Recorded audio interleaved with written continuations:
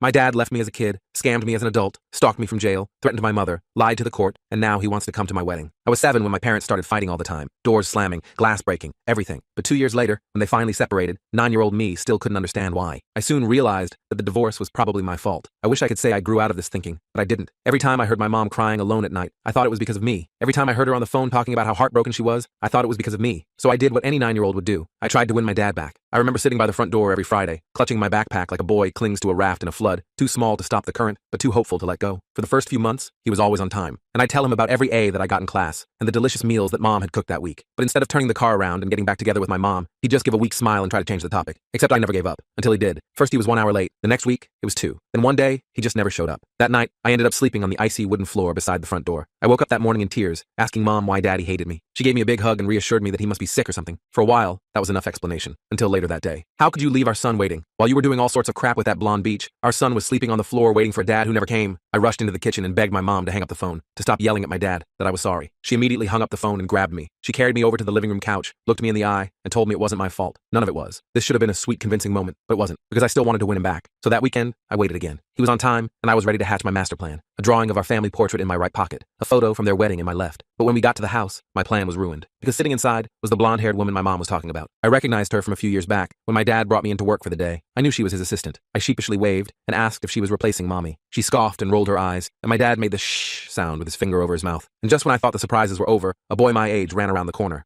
"Hi." He went to hug me, but I turned away. Apparently, he was the blonde woman's son that my father was helping raise. I stormed up the stairs to my room and slammed the door so hard the wood almost broke. No one came to find me. I curled up on the floor and cried so hard my ears started ringing. After a few hours, my mom came to pick me up. After that, I never wanted to see my dad again. Not even because of my betrayal, but because the pain of feeling like I'd failed him was too much. So I stopped waiting by the door, and my mom slowly built us a quite successful life without him. I ended up beating the single-parent statistic and went to college to become a lawyer. But even when I graduated and started making $100,000 a year, I still felt like there was always that missing part of me that wanted the fatherly approval I never had. It was a void nothing could fill. So I did what I had to do. I reached out and asked if he wanted to come over for Thanksgiving. He only replied a week later, after I sent my address, in a wealthy part of town. That should have been my first red flag, but it wasn't. Instead, I felt this childlike excitement when he was on the way over. It was like I was a child sitting by the door again, except this time, he would actually show up. "Son, do you got any cash for me?" is the first thing he said when I welcomed him in. My heart dropped a little, but I handed him a $100 note anyway. "Thanks, son. I knew you weren't as selfish as your mother." He said it with a wink and a smile, as if it was the most agreeable sentence he's ever said. I forced a laugh, not wanting to start an argument, and offered him a cup of tea. Suddenly, the words poured out of me. Every update from middle school, high school, my current girlfriend, radio silence. You could have heard a pin drop, until I mentioned my job. "How much are you making, son?" "I earn 100K because..." "Wow," he interrupted. "Son, I hope you're not giving any of it to that greedy mother of yours. My family sure could use some dough." My head tilted the same way a puppy tilts at its owner. I didn't even say anything. I just wanted him to realize how stupid he sounded, but he never did. And this time, instead of tears, I felt anger. The memories came flooding. All the times he made my mom cry. All the times he made me feel worthless for starting a new family when he wasn't even finished with the old one. I didn't say anything for several seconds, just staring at him while he looked at me with those expectant eyes, like I was supposed to open my wallet and hand over my hard-earned money to a man who couldn't even be bothered to show up for visitation days. "I'm not giving you money," I finally said. His face changed instantly. The fake smile disappeared, replaced by something cold and calculating. "Come on, son. Don't be like that. I'm your father," he said, leaning forward. "Family helps family." I almost laughed. "Family? You want to talk about family now?" He must have realized his mistake because he quickly backpedaled. Told me he'd been going through some tough times lately. Lost his job, had some health issues. The blonde woman, whose name was apparently Tiffany, had left him a few years back and taken her son with her. He was all alone now and really needed my help. I'd like to say I was smart enough to see through it all, but part of me, that stupid little kid part that was still sitting by the door, wanted to believe him. I ended up writing him a check for $500. He promised to pay me back once he got back on his feet. I knew I'd never see that money again, even as I was signing the check. After he left, which happened about 30 seconds after the check was in his pocket, I sat in my living room feeling like an idiot. I called my girlfriend, Jordan, and told her what happened. She came right over with takeout and listened while I vented. "You know you're never getting that money back, right?" she said. I nodded. We'd been dating for 3 years at that point, and she knew all about my dad issues. She was always telling me I needed therapy to deal with my abandonment trauma, as she called it. I thought that would be the end of it. Dad got his money. I got a reminder of why we didn't have a relationship. Everyone moves on. But 3 days later, he called me, said he needed a place to stay for just a night or two while he sorted some things out. I told him I'd think about it and hung up. I definitely didn't want him staying with me, but I also felt guilty saying no. Classic me. I didn't call him back, hoping he'd take the hint. He didn't. He showed up at my apartment building the next evening with a duffel bag. The security guard called up to let me know someone was there to see me. When I got downstairs, Dad looked rough, unshaven, clothes wrinkled, that desperate look in his eyes. He launched into this story about how his landlord had kicked him out for being late on rent, and he just needed a place to crash until he could get his security deposit back from the crook who owned his building. I reluctantly let him come up to my apartment, set him up on the couch with some blankets and a pillow, told him he could stay for 2 nights max. He thanked me profusely, even hugged me, which felt weird since I couldn't remember the last time we'd had any physical contact. That night I couldn't sleep, kept thinking I heard him moving around the apartment. At one point I got up to check and found him in my home office, just standing there in the dark. "What are you doing?" I asked. He jumped like I'd caught him doing something wrong, claimed he was looking for the bathroom, which made no sense since I'd shown him where it was earlier, and it was in the opposite direction. I pointed him back to the living room and watched until he actually went there. In the morning, I got ready for work while he was still sleeping on the couch. I locked my office door before leaving, telling myself I was being paranoid but doing it anyway. I texted Jordan about what happened, and she offered to come check on things during her lunch break since she worked closer to my place than I did. Around noon, Jordan called me. "Your dad's not here," she said. "The apartment's empty." I felt relieved but also confused. Maybe he found another place to stay. Maybe, she said, but she sounded uncertain. "But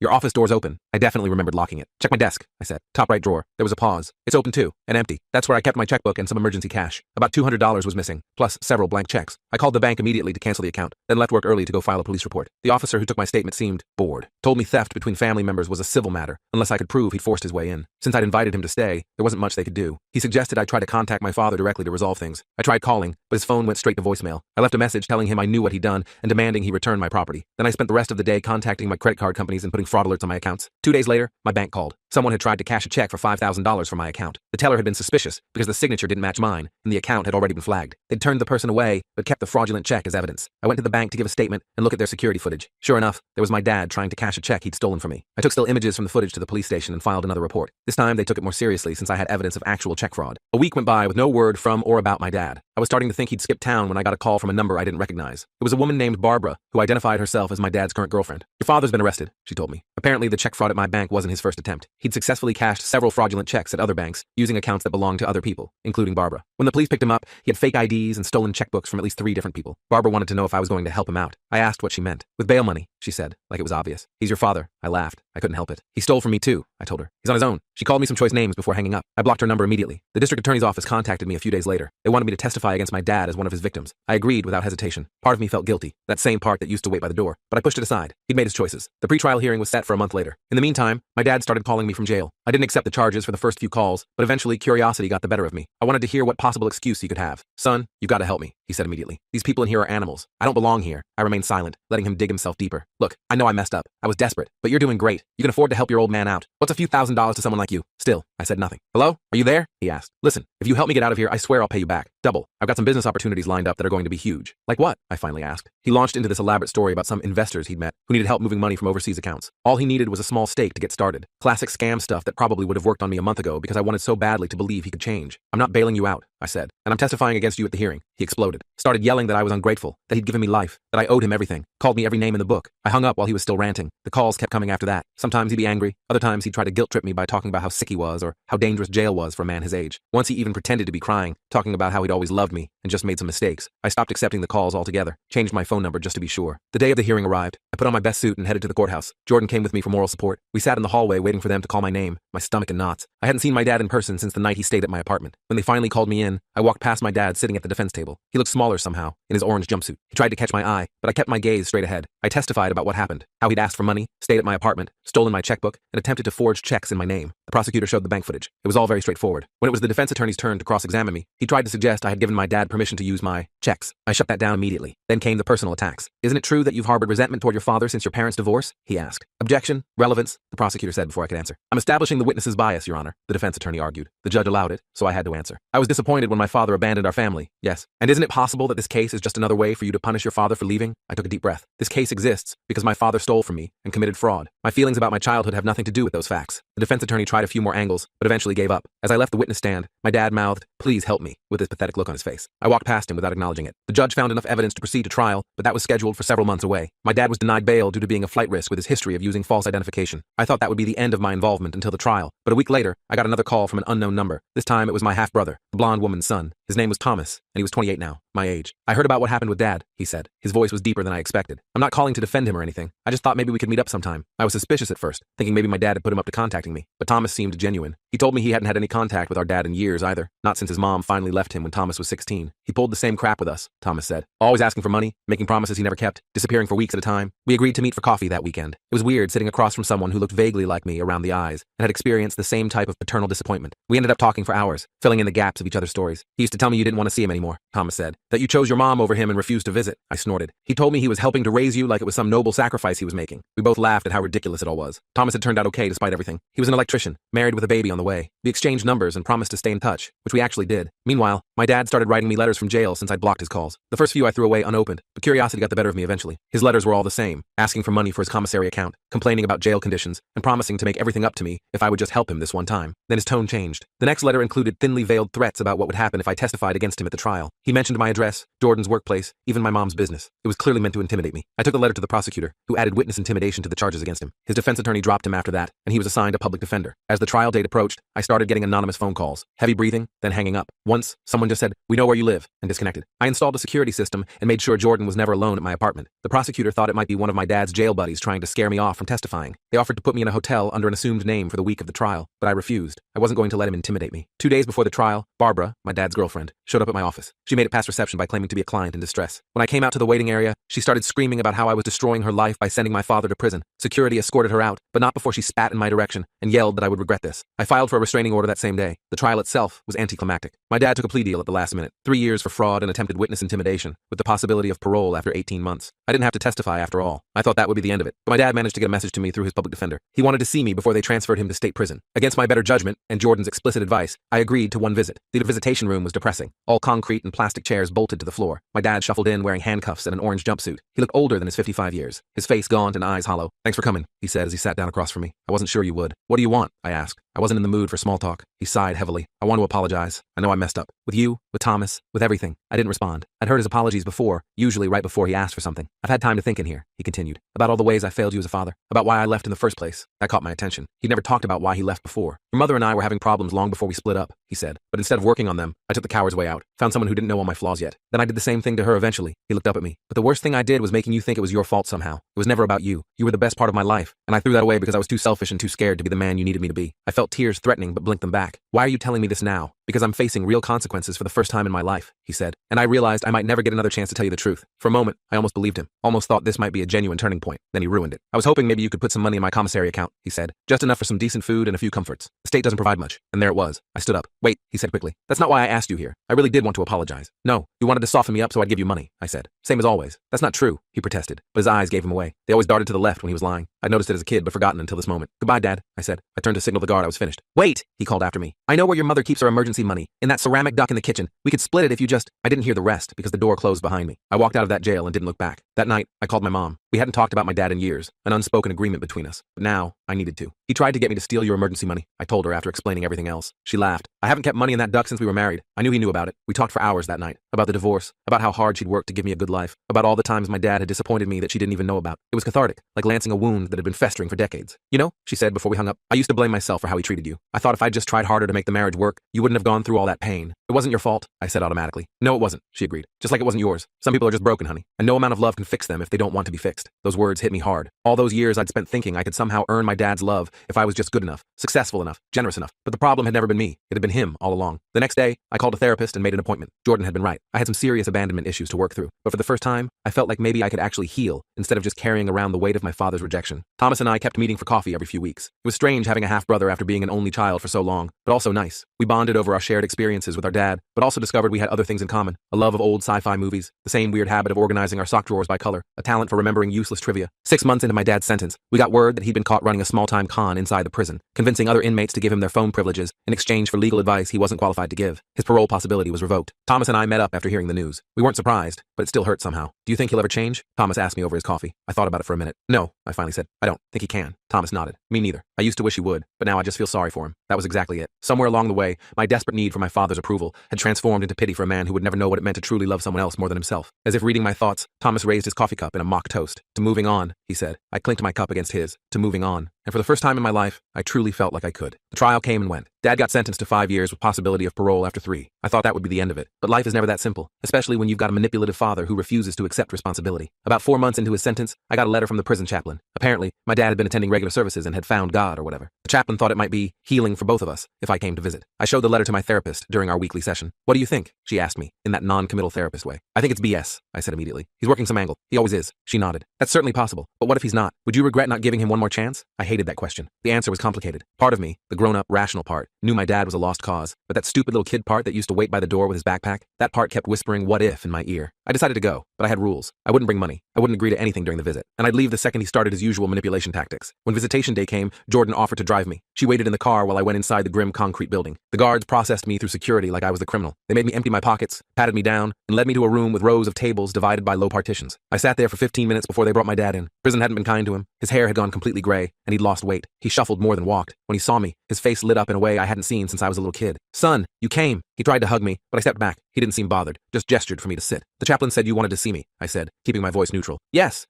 I've been doing a lot of thinking in here. A lot of praying, too." He leaned forward. "I've realized how much I've hurt you over the years. I was a terrible father. I put my own selfish needs ahead of yours." I nodded, but didn't say anything. I'd heard versions of this speech before. "I know you probably don't believe me," he continued, "and I don't blame you, but I'm different now. I found my faith, and it's helping me become a better man." I still said nothing. "Anyway, I just wanted to tell you that I'm sorry. For everything. For leaving. For missing your childhood. For trying to take advantage of you when we reconnected. I know sorry doesn't fix anything, but I needed to say it anyway." He actually sounded sincere. I felt that familiar, hopeful feeling rising in my chest and immediately squashed it down. "Is that all?" I asked. He looked disappointed at my reaction. "Well, I was hoping we could start talking regularly. Maybe you could visit more often." I shrugged. "Maybe. We'll see. And there's one more thing," he said, his eyes darting to the left. "That old Tell. I've been working in the prison library, but it doesn't pay much. If you could put a little money in my commissary account, just for some basic necessities." And there it was. I stood up immediately. "Wait, please don't go," he said quickly. "Forget I asked about the money. That was stupid. Old habits, you know? Please just stay a little longer." I hesitated, then sat back down. "This is exactly why I can't trust you. Everything always comes back to what you can get from me." "You're right," he admitted. "I shouldn't have asked. I'm trying to be better, but I mess up sometimes." We sat in uncomfortable silence for a few moments. Then he asked about my job, my girlfriend, my life in general, surface-level conversation, but he seemed genuinely interested. He didn't interrupt me when I talked, didn't try to one-up my stories or make everything about himself like he used to. At the end of our allotted time, he thanked me for coming. "Even if this is the last time I see you, it means a lot that you gave me this chance," he said. I nodded and left without promising anything. When I got back to the car, Jordan looked at me expectantly. "So, how was it?" she asked. "Weird," I replied. He apologized, then asked for money, then apologized for asking for money. "Classic," Jordan said, rolling her eyes. But then he just talked to me, like a normal person, asked questions and actually listened to the answers. "Do you think he's changed?" I shrugged. "I have no idea. I didn't visit again for 3 months. I thought about it a lot, but couldn't decide if it was worth the emotional energy. Thomas encouraged me to give it a shot. Worst case scenario, he's still the same old con artist and you walk out knowing you tried," he said. So I went back. This time, my dad didn't ask for money at all. We just talked for the full hour about random stuff. Books he'd been reading in the prison library, a new case I was working on, Thomas and his family. It was almost normal. After that, I started visiting once a month. Sometimes he'd slip into his old patterns, dropping hints about needing things or trying to play on my sympathy. When that happened, I'd simply end the visit early. He eventually seemed to get the message. Around this time, my mom called with surprising news. "You'll never guess who contacted me," she said. "Who?" "Your father's mother, your Grandma Henderson." I was shocked. I hadn't seen my paternal grandmother since I was a toddler. My dad had cut ties with his parents years before the divorce, over some long-standing family feud I never understood. "What did she want?" I asked. "To meet you," Mom said. "She found me through social media, said she's been trying to track you down for years, but your father wouldn't tell her anything." A week later, I was sitting in a cafe waiting to meet a grandmother I barely remembered. When she walked in, I recognized her immediately. She had the same eyes as my dad, as me. She was in her late 70s, but moved with the energy of someone much younger. She hugged me tight when she saw me. "Look at you," she said, her voice thick with emotion. "All grown up and so handsome." Over coffee, she told me why my dad had cut off contact with his family. "Your father always had problems with honesty," she said diplomatically. "Even as a child. When he was 20, he borrowed money from your grandfather for what he claimed was tuition. We later found out he'd dropped out of college and spent the money on a car. When they confronted him, he'd blown up, accused them of never supporting him, and stopped speaking to them. Every few years, he'd reach out, usually when he needed something, then he'd disappear again after they helped him. We tried to maintain a relationship with you and your mother after the divorce," she told me. "But your father blocked us at every turn. Eventually, we had to accept that he didn't want us in your life." I was angry all over again. Not only had my dad abandoned me, but he'd also kept me from knowing my grandparents who actually wanted a relationship with me. The next time I visited him in prison, I brought it up immediately. "I met Grandma Henderson last week," I said. His face changed instantly. "What? How?" "She found Mom on Facebook. Apparently, they've been looking for me for years." He shifted uncomfortably in his seat. "They're manipulative people, always judging me, never supporting my dreams." "Funny, that's not how they described it," I replied. "They said you borrowed money for tuition but spent it on a car instead." "That's not," he started, then stopped. "It was complicated." "Was it? Or did you just lie to get what you wanted like you always do?" He looked down at the table. "I was young and stupid. And what about keeping them from seeing me? I grew up thinking I had no extended family who cared about me. I thought I was protecting you," he mumbled, not meeting my eyes. "From what? From people who might have actually shown up when they said they would? Who might have cared about me without wanting something in return?" He had no answer for that. I left that visit early, too angry to continue the conversation. But it was a turning point. I started spending time with my grandmother regularly. Through her, I met aunts, uncles, and cousins I never knew I had. People who welcomed me into their lives without hesitation, who showed me photos of my dad as a kid, told me stories about his childhood, and helped me understand the man he was before he became the father who let me down. 6 months later, Jordan proposed to me. I hadn't been expecting it. We talked about marriage in vague someday. Terms,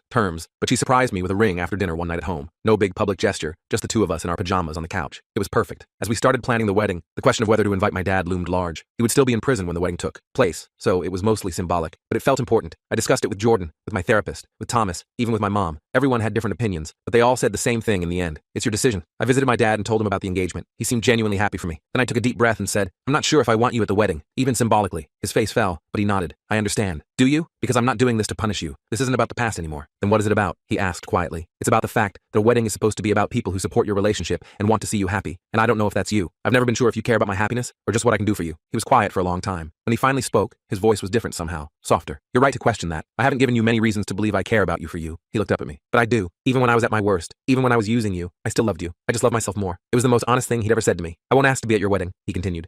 That should be a happy day without any complications. But I hope someday, when I get out of here, I can prove to you that I can be the kind of father who puts you first. I didn't know what to say to that, so I just nodded. The wedding was perfect. We held it in my grandmother's backyard, surrounded by family from both sides. Thomas was my best man. Mom walked me down the aisle, and there wasn't a dry eye in the place when she handed me off to Jordan with a kiss on my cheek. My dad sent a card from prison. No requests, no guilt trips, just congratulations and good wishes. He'd enclosed a small pencil drawing of Jordan and me based on a photo Thomas had shown him. It wasn't half bad. I don't know what will happen when he gets out of prison next year. Maybe he'll slip back into his old patterns. Maybe he'll disappear from my life again. Or maybe, just maybe, he'll actually try to be the father he should have been all along. Either way, I'll be okay. I'm not that little boy waiting by the door anymore. I've built a life filled with people who show up when they say they will, who love me without conditions, who put my happiness on par with their own. And if my dad wants to be part of that life, he'll have to earn it. Not with promises or apologies, but with consistent actions over time. The door isn't locked anymore, but I'm not sitting by it waiting either. I'm living my life, and that's enough.